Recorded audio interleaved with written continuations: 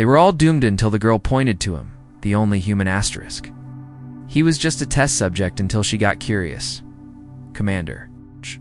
Jack Maddox wasn't the kind of man who volunteered for science missions. He liked action, danger, and the smell of engine grease more than he liked being poked and prodded by alien doctors. But when Earth's government offered a juicy paycheck and a quiet way to disappear from some legal misunderstandings, Jack figured a few weeks on an alien research. Ship wasn't the worst deal. The ship in question, the Veilruz, hovered in orbit above Jupiter, smooth, silent, and shaped like a stingray. It belonged to the Corel matrons, an advanced, all-female alien race known for science, diplomacy, and a strict no-touching policy when it came to outsiders. They had requested one healthy human male for cross-species physiological studies. Earth sent Jack. Lucky them. Jack didn't mind the tests at first. He scanned his bones, measured his reflexes, studied his immune response. Most of the alien researchers stayed professional, cold, and distant. All except one. Why single quotes? Rana. She wasn't. Like the others, tall, with soft lavender skin, deep-set black eyes, and sensory tendrils that moved like seagrass underwater. She was curious. Too curious. Jack noticed how she lingered after sessions, how her questions started shifting from medical to personal. Do all humans maintain muscle density like yours? Is it true human males are highly competitive during courtship? Would you describe yourself as physically dominant? Jack had been around enough to recognize when a woman was interested, even if she was a violet-skinned alien scientist trying to act like she wasn't staring at the size of his anatomy during his post-exercise medical exams. It started with small things. She brought him snacks, Carol nutrition cubes, which tasted like cold tofu and seaweed. She played him music from her homeworld, soft harmonic tones that made the walls hum. She asked questions about Earth and what humans liked during physical bonding. Jack, being Jack, answered with a smirk and a little too much detail.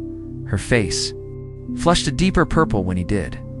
Then came the night she showed up at his quarters, strictly for research purposes. She said the scans were inconclusive.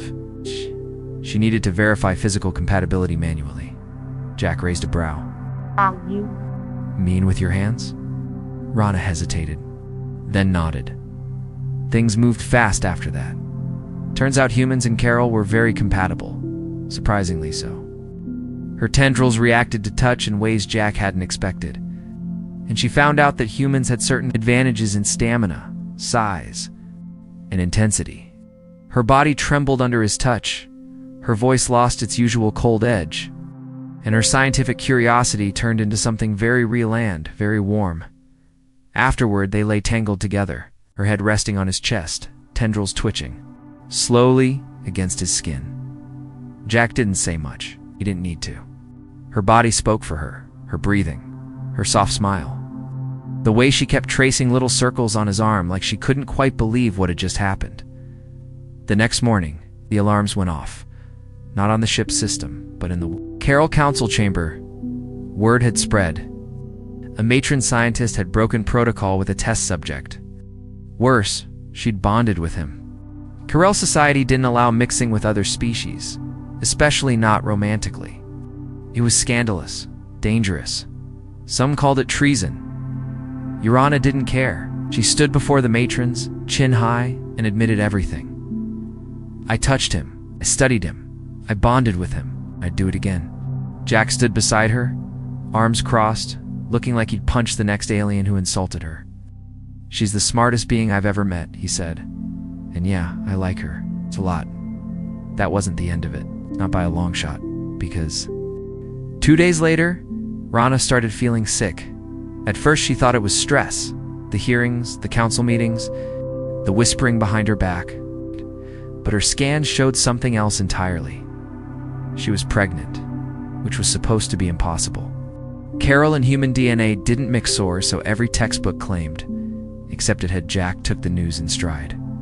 He blinked once, nodded, and said, "Guess we broke more than just the rules, huh?" The council panicked. They talked of separation, of containment. But then something changed. Child scans came back. Extraordinary. Stronger bones. faster neural growth, hybrid traits, but stable, healthy. The baby was proof that maybe humans weren't just another loud, impulsive species. Maybe they were something more. Rana's bond with Jack became the center of debate across two worlds. Some called it dangerous. Others called it hope. Jack called it love. And as he watched Rana sleep, one hand on her growing belly, his mind wandered to the future. He hadn't planned on fatherhood, or diplomacy, or changing the galaxy, but how life was full of surprises. Especially when an alien scientist got curious. Jack didn't plan to be the galaxy's first interspecies baby daddy. He was just trying to get through his contract, maybe flirt with a pretty alien, and go home with all his parts intact. But now, he was knee-deep in a mess of DNA, diplomacy, and danger. Rana slept soundly beside him, her face peaceful for once. Her skin, usually a cool lavender, had a faint warmth to it now. He traced one of her tendrils gently with his finger. Twitched in response, curling around his hand like it didn't want to let go. Jack smiled. Strange, alien, beautiful. Then he heard the knock. Not a friendly one. A firm, heavy-handed, authority-knows-you're-naked kind of knock. Urana's black eyes fluttered open. She sat up slowly. It's them. Jack groaned. Of course it is. Nothing says good morning like angry alien elders ready to torch your love life. The door slid open with a hiss. 3 Corel guards stepped inside. They didn't look happy, and again Corel guards never looked happy. Behind them stood High Research Matron Shilvas. Cold, calculating, and already irritated. Commander Maddox, she said, voice clipped. Your presence is requested by the Central Ethos Tribunal. Immediately, Jack sat up and reached for his pants. Can I at least finish breakfast first? Urana stood before him, shielding his half-naked frame with her body like a defensive cat. He's not a criminal. You don't summon him like he's some lab animal. Perhaps he wouldn't be treated like one if he hadn't crossed. Multiple protocol lines? Shilva snapped back, including your own. Urana's eyes narrowed. I followed my instincts. Something you've never done in your entire sterile, rule-choked career? Instincts? The matron raised an eyebrow. That's what you're calling it now? Yeah, Jack muttered under his breath. Could have gone with passionate. Diplomacy? But okay. They were taken to the tribunal hall, a massive chamber of glowing crystal, carved like a seashell inside out. The matron sat in floating seats shaped like flower petals, arranged in a circle. Everything was elegant, cold, and echoey, like a courtroom made by someone who hated joy. Rihanna stood proudly in the center, shoulders straight while Jack just tried to keep his shirt tucked in. State your case. One of the older matrons said, voice like dry paper. I bonded with him willingly, Rana said. Emotionally, physically, spiritually. A few matrons murmured, clearly scandalized. And the pregnancy? Another asked, accident or intention? Jack cleared his throat. We didn't exactly plan it, but hey, when two compatible adults really enjoy each other's? Company biology has a way of taking over, Rana added quickly. There was no malice, no manipulation. It was connection, the real kind, and it changed us both. The room fell silent. Then one of the younger matrons, eyes thoughtful, leaned forward. Is it true? The child's hybrid DNA shows stability? No rejection? No collapse.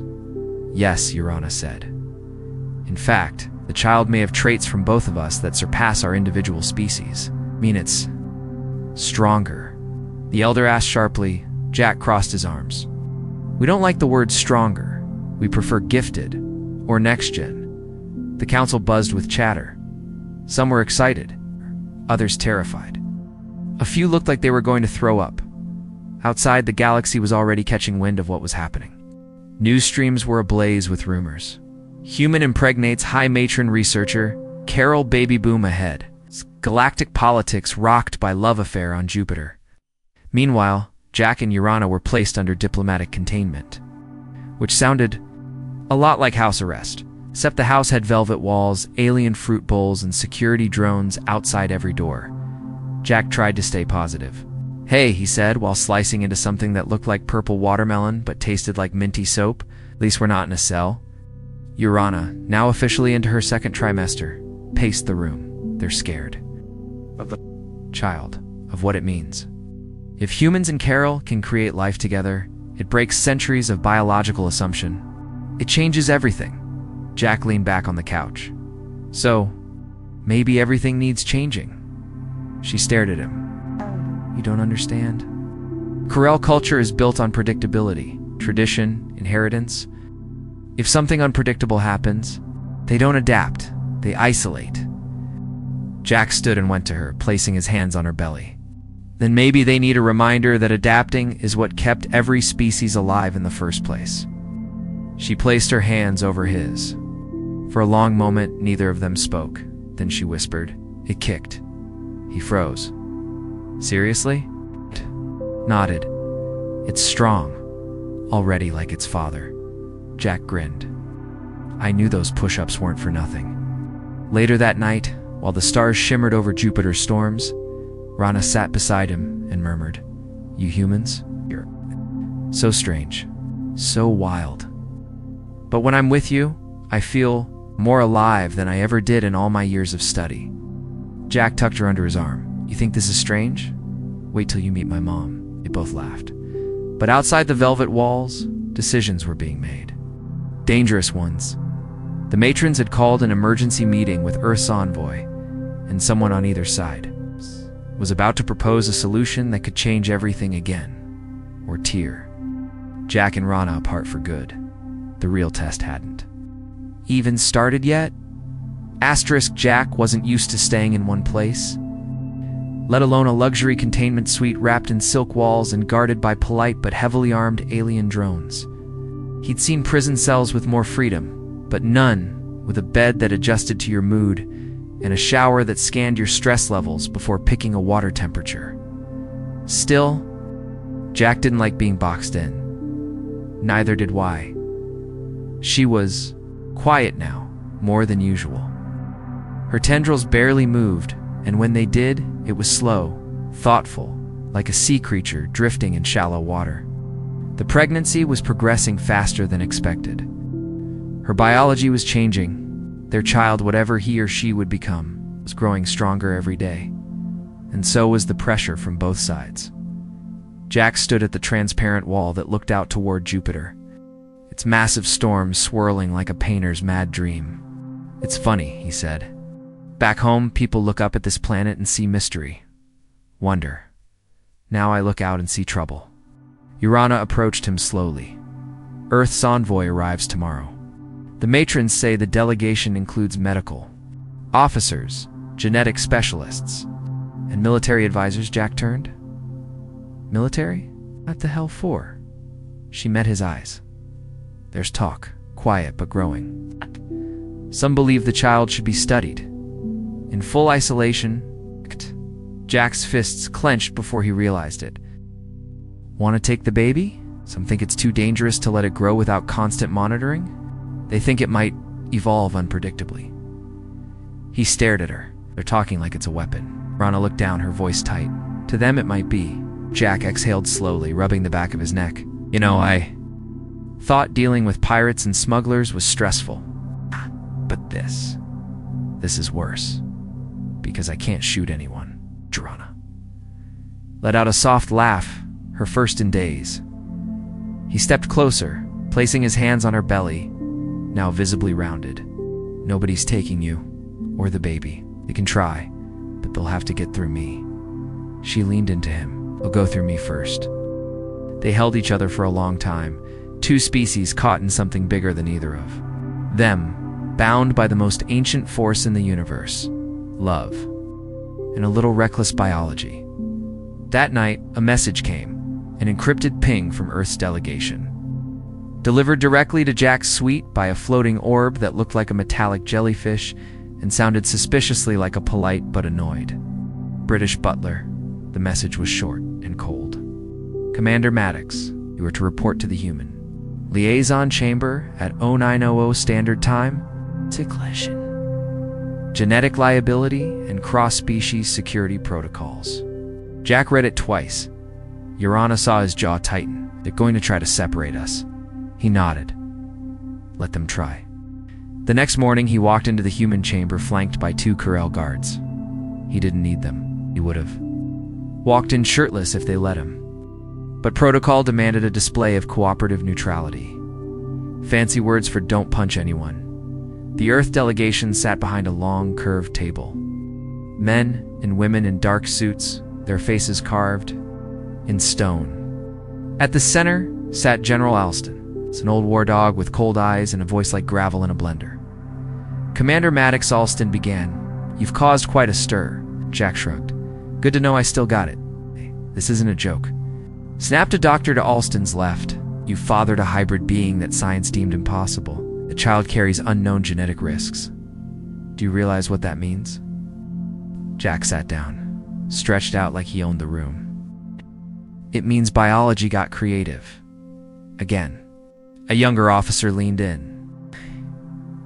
We don't know how that child will develop. You've bonded with an alien whose species has never mixed with humans in any documented way. We're not even sure your child will be stable. Jack's smile vanished. You're worried the baby won't sit nicely at a dinner party? Or that it'll shoot laser beams from its eyes? A murmur went through the room. Jack didn't wait for permission to keep talking. I've served Earth. I've bled for Earth. And I volunteered for this mission. You want to call the kid a security risk? Fine. But don't pretend you're here because you care. You're here because you want control. General Alston leaned forward. This isn't personal. It's survival. If that child poses a risk to humanity, it's my child, Jack interrupted, voice low and firm. And I won't let you turn them into a lab rat or a military prototype. There was silence, heavy, tense. Then the doctor spoke again. And what does the mother think? Jack's grin returned. Hey! Why don't you ask her yourself? Hey! On cue, the chamber doors opened. Urana stepped in. Not in her lab coat, but in ceremonial armor of the Carol matrons.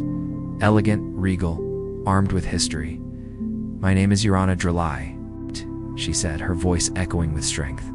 And I stand beside the father of my child not as a subject of study, but as his equal, his mate. Jack glanced over. You rehearsed that? She didn't smile all night. Her appearance changed everything. Earth's delegation didn't expect a united front. They expected fear, disagreement, weakness. They got alliance. For the first time in history, human and a Carol stood before 2 worlds, not as enemies, not even as curiosity, but as a couple.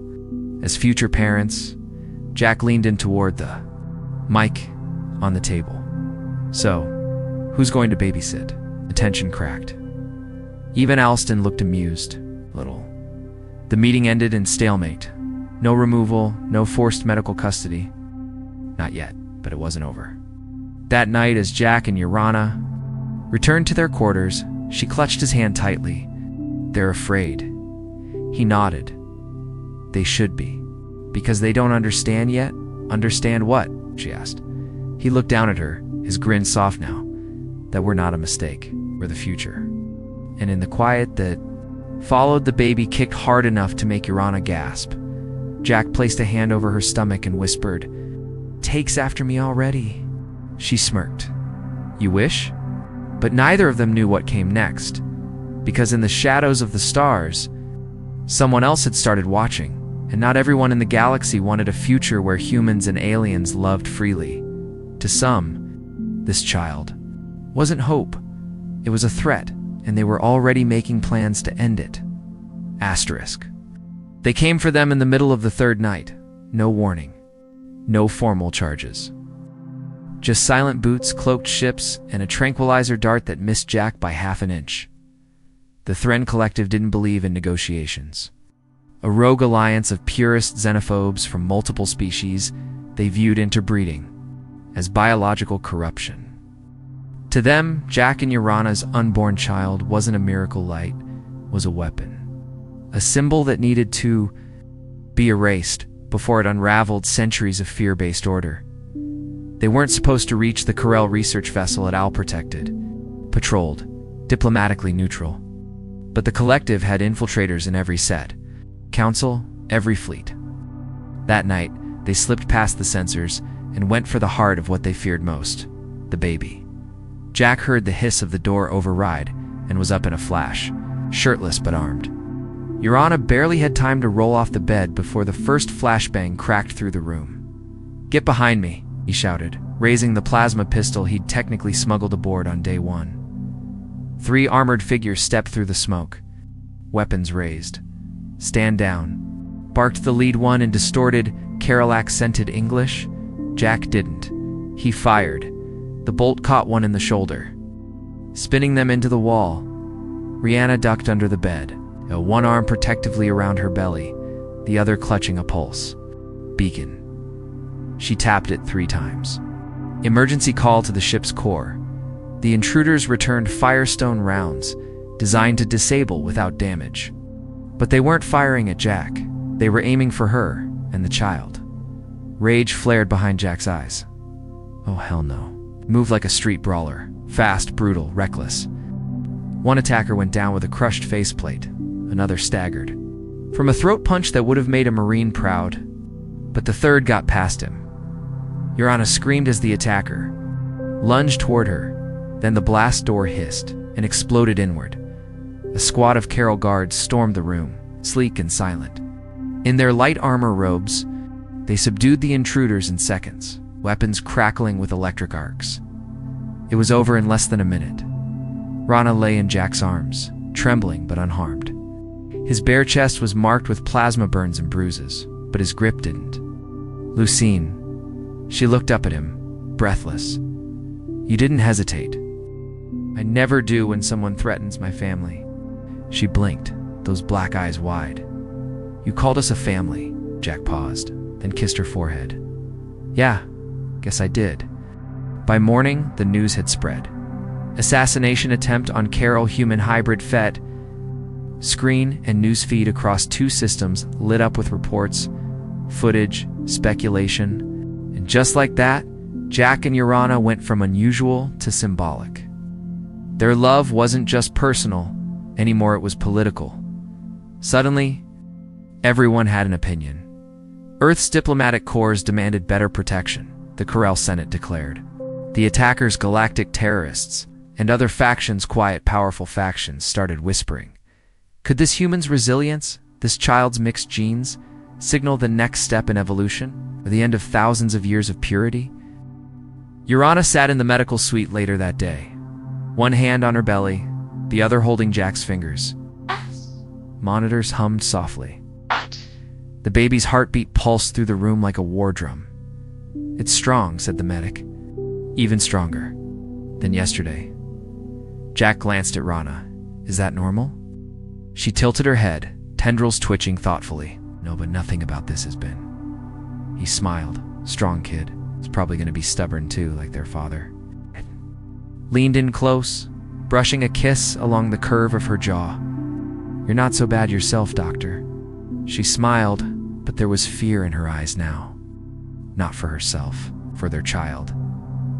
"I always thought science would bring me purpose," she whispered. "But then I met you, and this child. I realized it wasn't about discovery.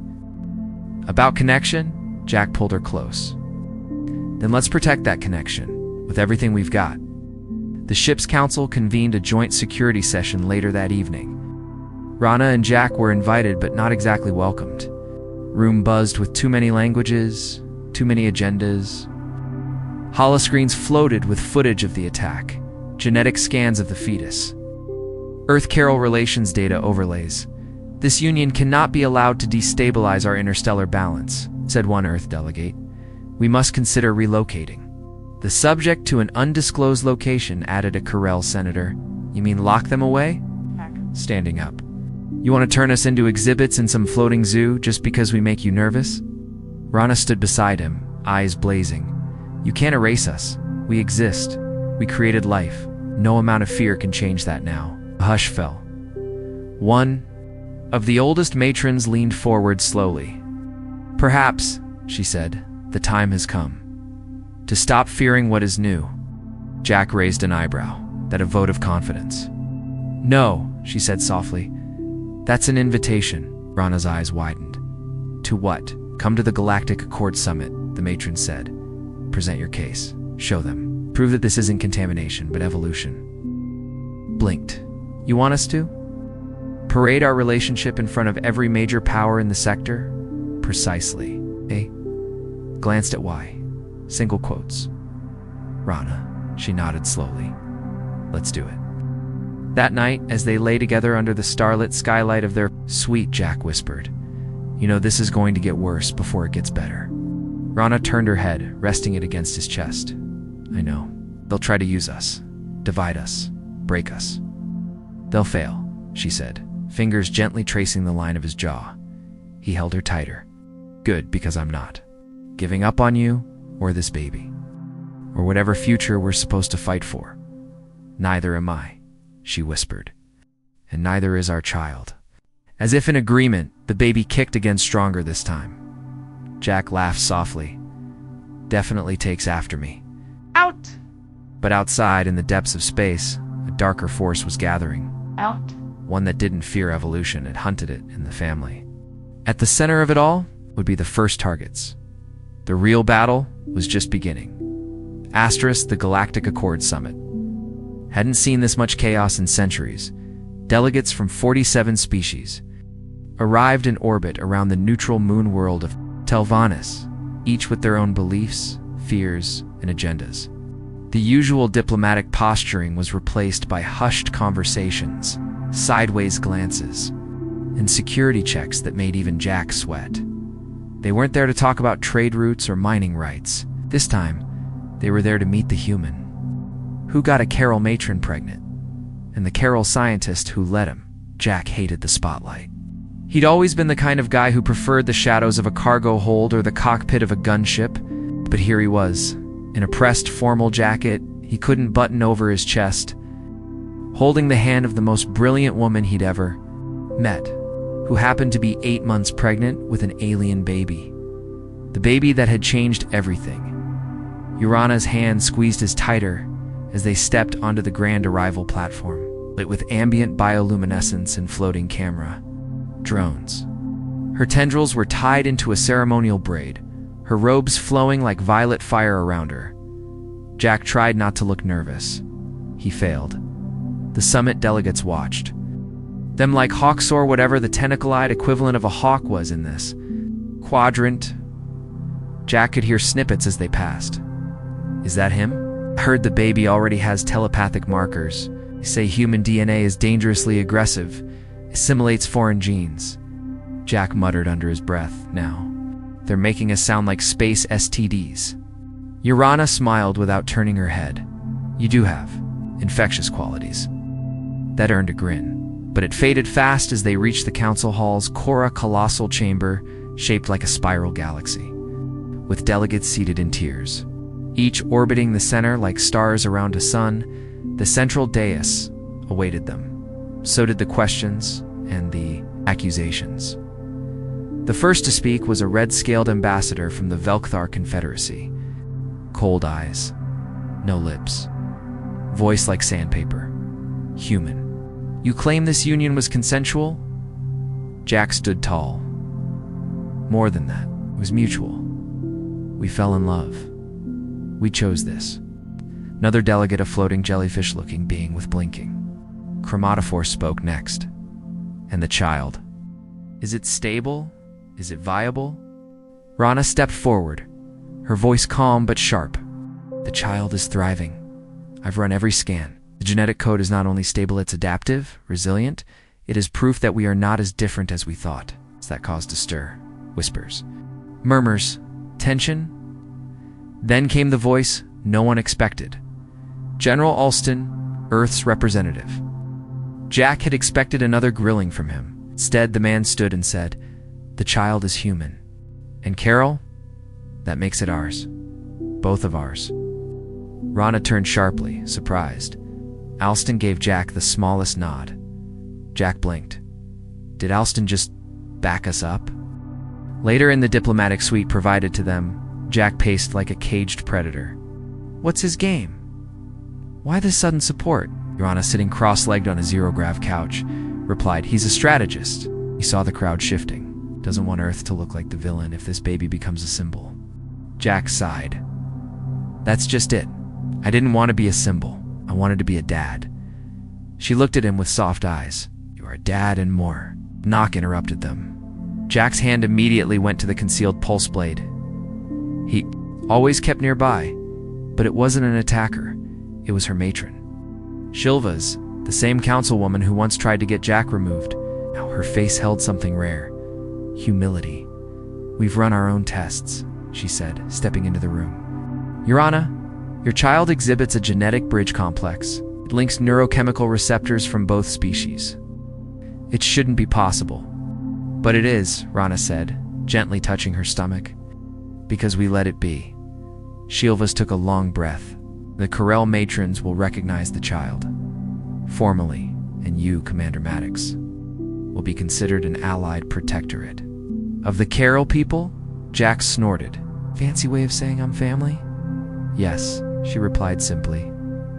Whether we like it or not. Days passed. The summit continued, but outside Tel Venus, other force was growing. The Thren Collective wasn't finished. They didn't attack with stealth this time. They sent a message. A live broadcast across all channels. A masked figure, robotic voice. The corruption spreads. The bloodlines rot. New species rises, and it must be cut down. Let this be a warning. If the child is born, the summit dies. And then the feed cut to an image of a shipyard dash burning. The diplomatic vessel of the Vrachi was destroyed. Hundreds dead. It was war now, and Jack's family was the match that lit it. That night, Jack held Rana close. Her body trembled from the shock, not fear. Not just that, guilt. They're killing people because of us. Jack kissed her temple. No, they're killing people because they're afraid. Afraid people lash out. But we don't run. We don't break. He placed a hand on her belly, feeling another strong kick. I don't care what the collective wants, he said. I'm getting this baby out. Safe, alive, and into a galaxy that's going to damn well learn to live with change. Rana looked up, tearful but resolute. Then we need a plan. Jack nodded. Got one. You're not gonna like it. I already don't. I'm going to draw them out. Jack, he took her hands. They want me. I'm the threat to their worldview. It's a human who made the impossible real. I give them a target. They expose themselves. If they kill you, he grinned, then I guess I'll have to disappoint them. But deep down, they both knew. Jack Maddox didn't go down easy. And their child? That baby was going to be born free. Even if Jack had to tear a hole through space to make it happen, the future wasn't coming. It was kicking.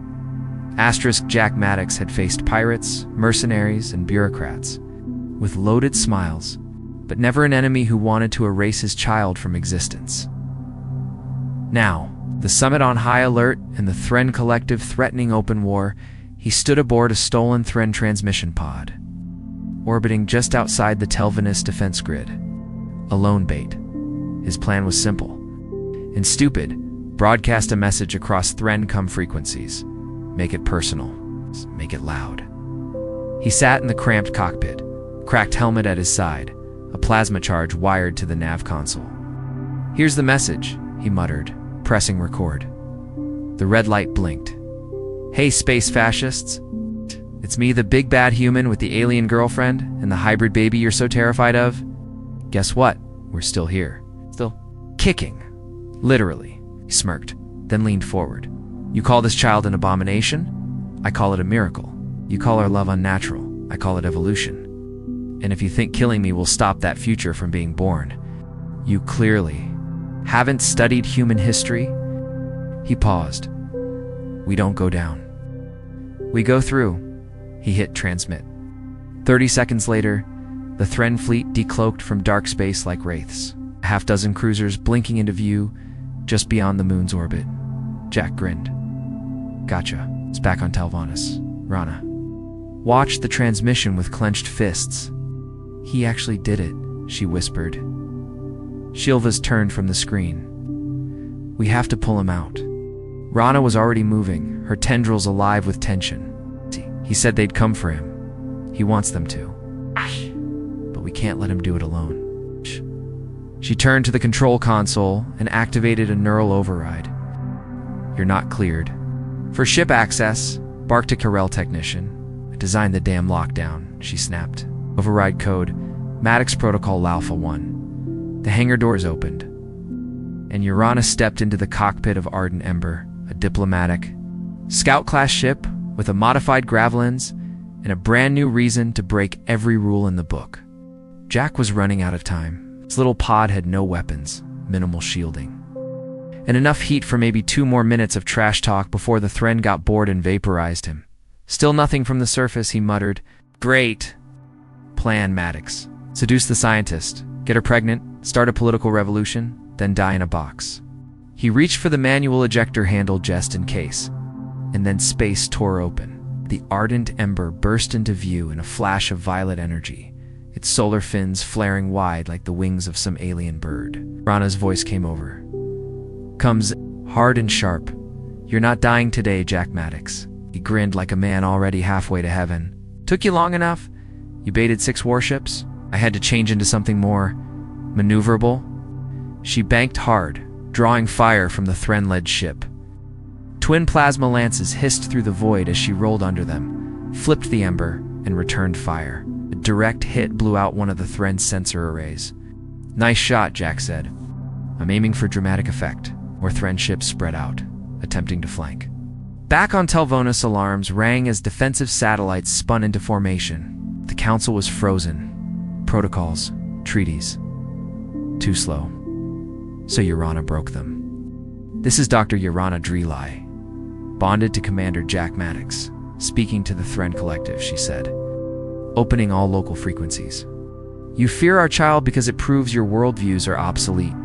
You fear change because it cannot be controlled.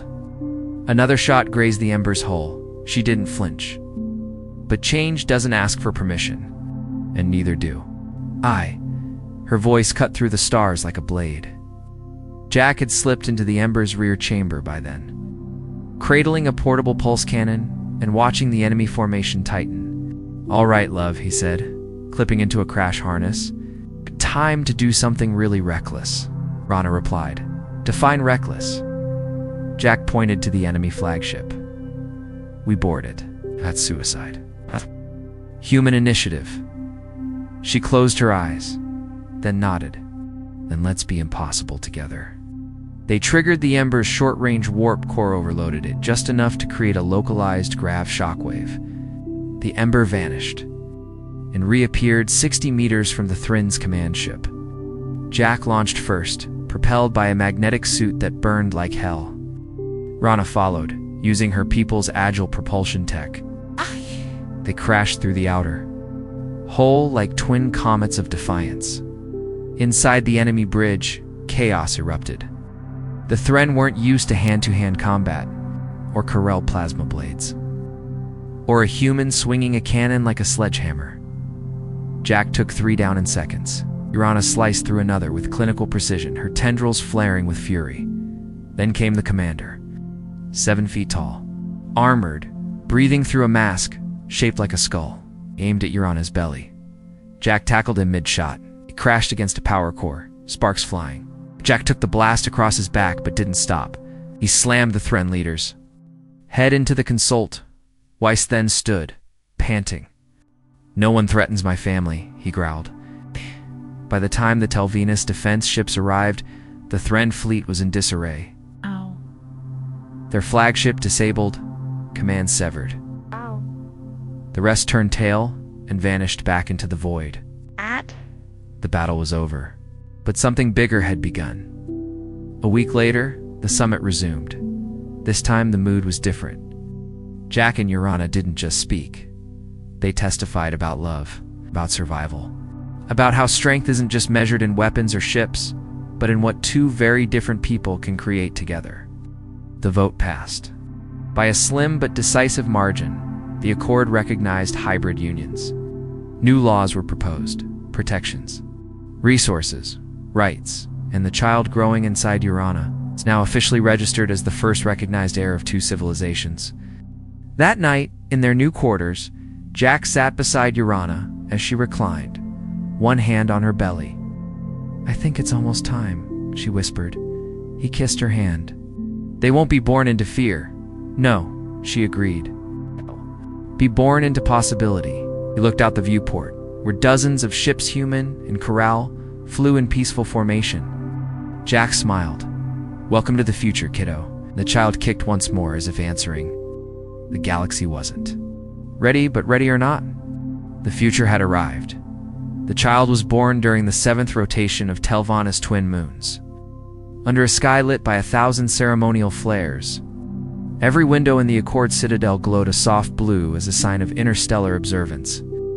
Even. The ships orbiting the moon dimmed, their engines for a full minute of silence. Not for mourning, for reverence. Because what had begun as scandal had become history. Inside the Accord Medical Pavilion, silence shattered with the sharp cry of a newborn. It was a sound that rang out with strength, life. An unmistakable defiance, like the galaxy itself had just been told everything has changed. Urana gasped through the final breath of pain and held out. Trembling arms, the child was placed into her embrace. Wrapped in soft biofiber cloth, skin a pale lavender with subtle human features, nose, jaw, fingers curled into fists.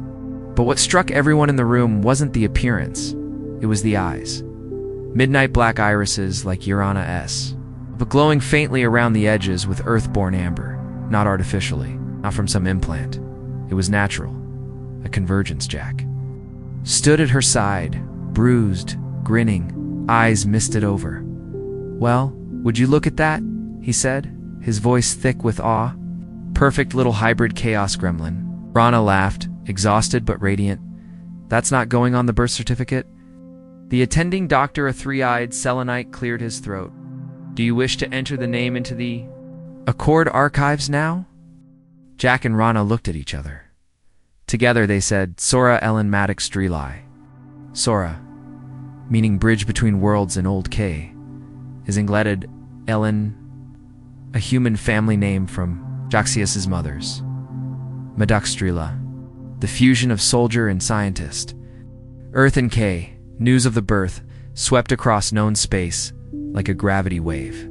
The first officially recognized child of human and Creole blood, born under protection of the Galactic Accord, signaled more than just genetics. It was a symbol of unity, of resilience, of hope. But with the celebration came change, fast, hard. Political change within a month. 3 new species submitted requests to begin joint biocultural research on interbreeding potential. Not everyone was ready.